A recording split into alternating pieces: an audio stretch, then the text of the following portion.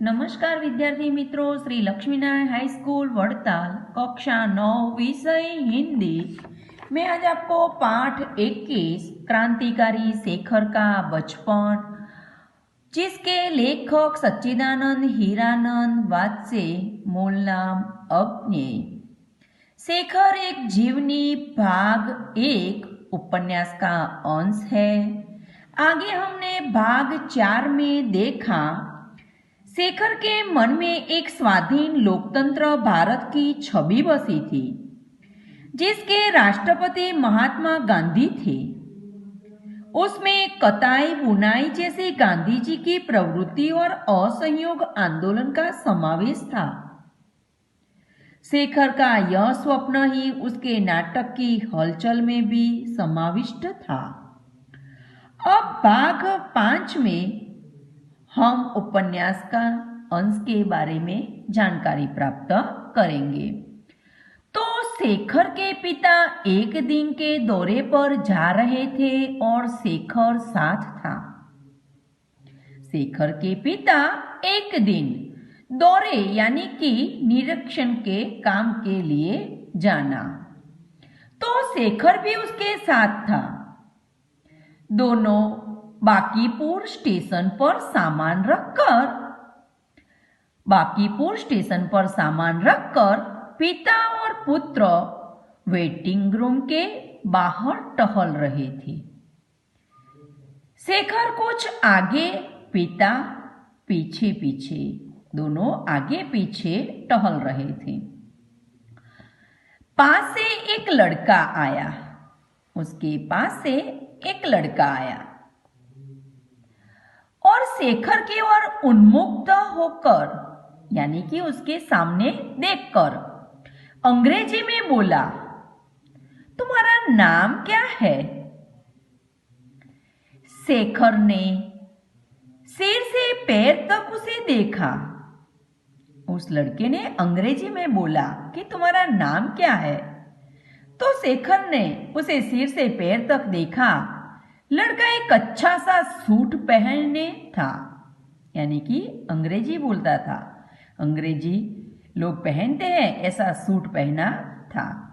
सिर पर अंग्रेजी टोपी और उसके स्वर में अहंकार था। अहंकार यानी कि अभिमान, क्योंकि उसके सामने साफ साफ अहंकार दिखाई देता था। शायद वह अपने अंग्रेजी ज्ञान का परिचय देना चाहता था। उस लड़के ने अंग्रेजी में नाम बोला। शेखर ने उसे देखा। उस लड़के ने एक सूट और अंग्रेजी टोपी पहनी थी। उसकी आवाज में अभिमान था। इसीलिए शेखर को लगा कि वह कुछ मुझे अंग्रेजी का ज्ञान का परिचय देना चाहता है। यानी अंग्रेजी बालक के स्वर में अहंकार था, वह अंग्रेजी ज्ञान का परिचय देना चाहता था। शेखर को उसका प्रश्न बुरा और अपमानजनक भी लगा, इसलिए उसने अंग्रेजी बालक के प्रश्न का उत्तर कुछ नहीं दिया। यानी शेखर को प्रश्न बुरा और अपमानजनक तो लगा,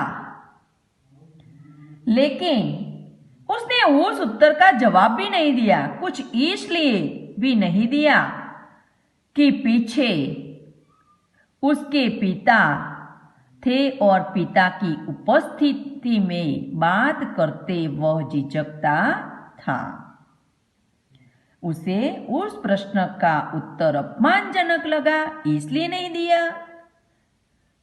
का तो उसके पिता उपस्थित थे, यानी उसके सामने थे, हाजिरी थी उसकी, और वह झिझकता यानी कि डरना या तो घबराना कि उसके पिता से वह डरता था, इसलिए उसने अंग्रेजी में उत्तर नहीं दिया।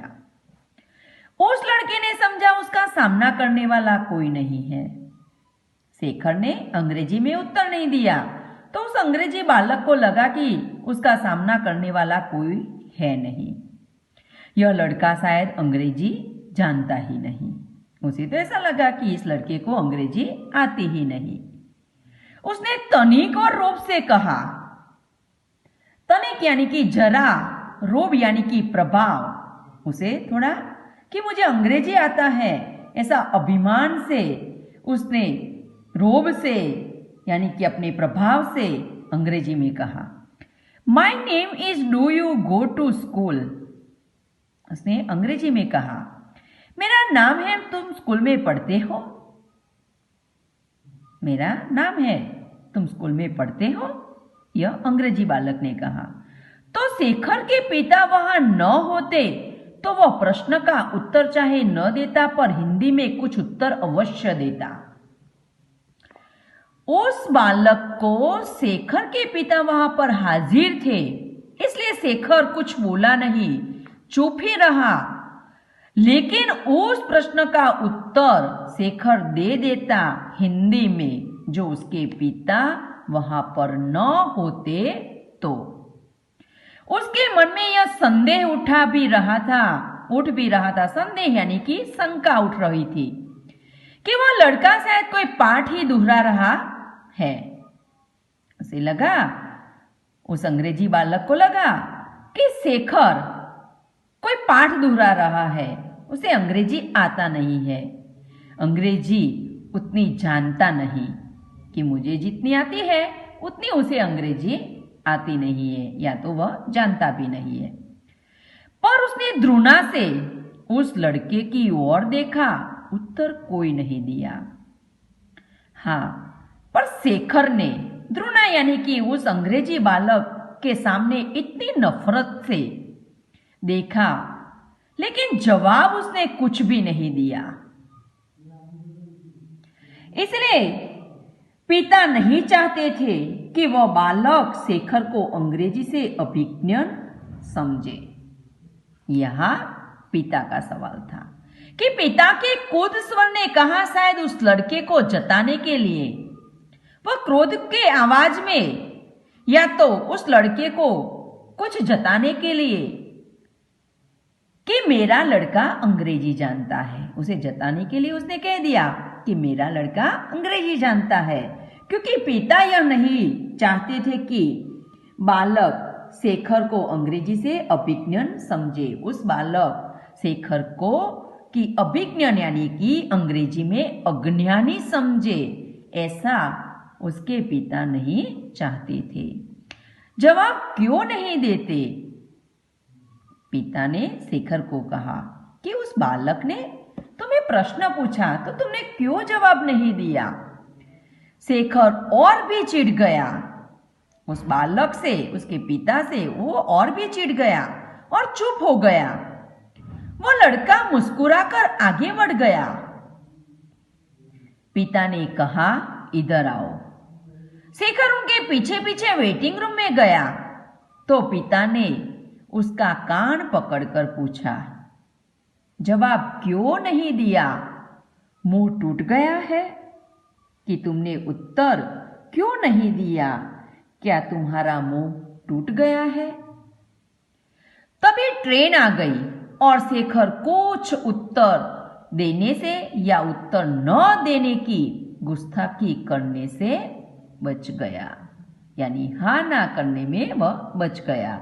इतने में पिता का उत्तर देना पड़े, इतने में तो ट्रेन भी आ गई और वह जवाब से बच गया। दूसरे दिन घर पर पिता ने माँ से कहा, हमारे लड़के सब बुद्धू है, किसी के सामने तो बोल निकलता नहीं। शेखर ने सुन लिया, यानी कि यह सब शेखर ने सुन लिया। इसीलिए हमें इस उपन्यास के अंश से यही सीख मिलती है कि शेखर की नस नस में हिंदी का प्रभाव था। वह अंग्रेजी के प्रति बहुत ही घृणा करता था।